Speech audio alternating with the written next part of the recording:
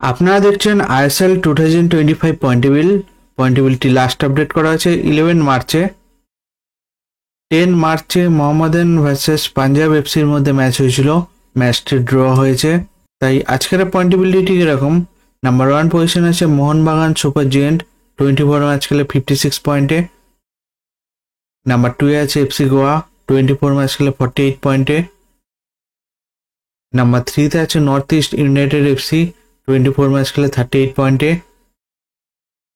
Number 4 আছে Bengaluru FC, 23 match খেলে 38 পয়েন্টে। নাম্বার 5 আছে জামশেদপুর, 24 ম্যাচ খেলে 38 পয়েন্টে। নাম্বার 6 আছে উড়িষ্যা এফসি, 24 ম্যাচ খেলে 33 পয়েন্টে। নাম্বার 7 আছে মুম্বাই সিটি, 23 ম্যাচ খেলে 33 পয়েন্টে। নাম্বার 8 আছে পাঞ্জাব এফসি, 24 ম্যাচ খেলে 28 পয়েন্টে।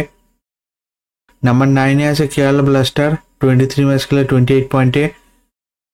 নাম্বার 10 আছে ইস্ট বেঙ্গল, 24 ম্যাচ খেলে 28 পয়েন্টে।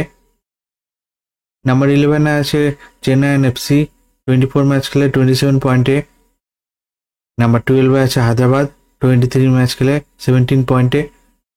নাম্বার 13 আছে মোহাম্মদান, 24 ম্যাচ খেলে 13 পয়েন্টে। এই আইএসএল এর পয়েন্টেবিলিটি লাস্ট আপডেট করা হয়েছে 11 মার্চে।